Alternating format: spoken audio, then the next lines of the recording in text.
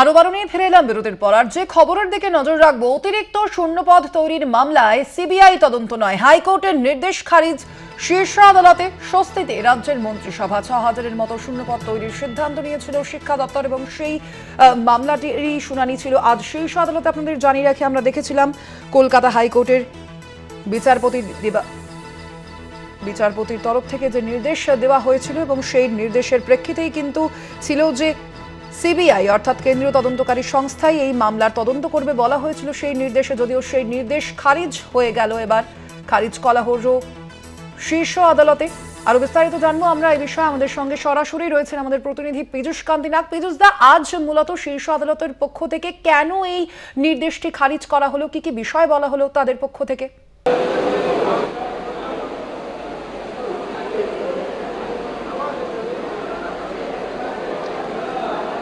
দেখো, কলকাতা হাইকোর্টের যে মন্ত্রিসভা অর্থাৎ ক্যাবিনেটের বিরুদ্ধে যে সিবিআই তদন্তের নির্দেশ জারি করা হয়েছিল, সেই নির্দেশকে সম্পূর্ণভাবে খারিজ করে দিল সুপ্রিম কোর্ট। কেন খারিজ করে দিল? তার মূল কারণ হচ্ছে সাংবিধানিক বিষয়, অর্থাৎ সংবিধানের ৭৪ নম্বর অনুচ্ছেদ এবং ১৬৩-৩ ধারার অনুযায়ী পরিষ্কার বলা আছে যে এই যে ক্যাবিনেট বা মন্ত্রিসভা, এটি হচ্ছে সম্পূর্ণ সাংবিধানিক বিষয়।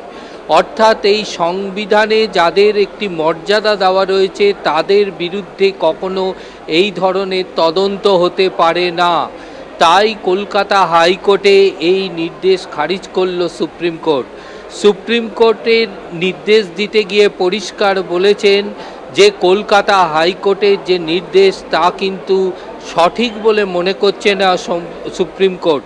প্রধান বিচারপতি বলেছেন যে সুপ্রিম কোর্টে এই মামলার পর্যবেক্ষণ করতে গিয়ে পরিষ্কারভাবে জানিয়েছেন যে কলকাতা হাইকোর্টের ডিভিশন বেঞ্চ তার রায়ে উল্লেখ করেছে যে এই সুপার নিউমেরিক পোস্ট অর্থাৎ যে অতিরিক্ত পোস্ট গঠনের ক্ষেত্রে যে মন্ত্রিসভা সিদ্ধান্ত নিয়েছে, সেই সিদ্ধান্তের বিরুদ্ধে সিবিআই তদন্ত করবে এবং প্রয়োজনে মন্ত্রিসভার সদস্যদের জিজ্ঞাসাবাদ করতে পারবে।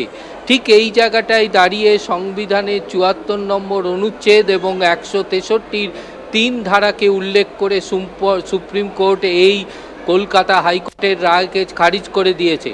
আবেদনকারীর পক্ষ থেকে দাবি ছিল যে সুপ্রিম কোর্ট এই বিষয়টি খারিজ করছে ঠিকই, কিন্তু মন্ত্রিসভা সিদ্ধান্ত সঠিক হতেও পারে বা নাও হতে পারে। অর্থাৎ এক্ষেত্রে কিন্তু পরিষ্কারভাবে সুপ্রিম কোর্ট জানিয়ে দিয়েছে যে মন্ত্রিসভার সিদ্ধান্ত সঠিক না বেঠিক সে বিষয়ে আইনি লড়াই চলতে পারে বা আইনি প্রশ্ন উঠতে পারে। অর্থাৎ এক্ষেত্রে কলকাতা হাইকোর্টে বিচারপতি বিশ্বজিৎ বসুর বেঞ্চে যে মামলাটি বিচারাধীন রয়েছে, সেই মামলার বিষয়ে সুপ্রিম কোর্ট কোনোভাবেই হস্তক্ষেপ করবে না। অর্থাৎ সেই মামলা কিন্তু কলকাতা হাইকোর্টে চলবে।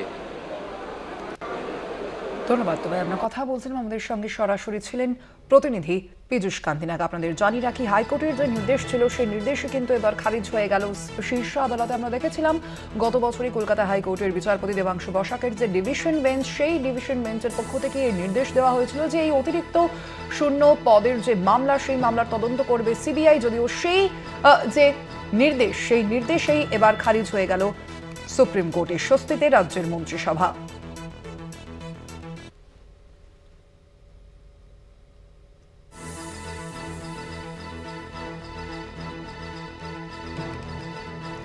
অতিরিক্ত শূন্যপদ তৈরির মামলায় সিবিআই তদন্ত নয়, তেমনি আজ জানিয়ে দেওয়া হলো শীর্ষ আদালতের পক্ষ থেকে। হাইকোর্টের নির্দেশ, কলকাতা হাইকোর্টের নির্দেশ খারিজ হয়ে গেল শীর্ষ আদালতের স্বস্তিতে এবার রাজ্যের মন্ত্রিসভা।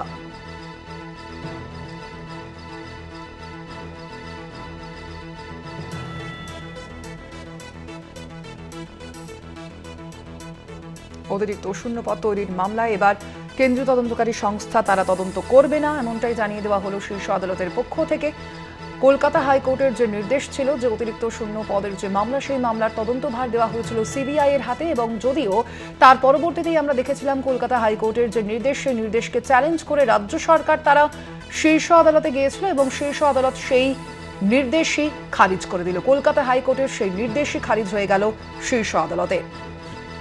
অতিরিক্ত শূন্যপদ তৈরির মামলায় সিবিআই তদন্ত করবে না জানিয়ে দেওয়া হলো সুপ্রিম কোর্টের পক্ষ থেকে, এমনটাই বলা হয়েছে।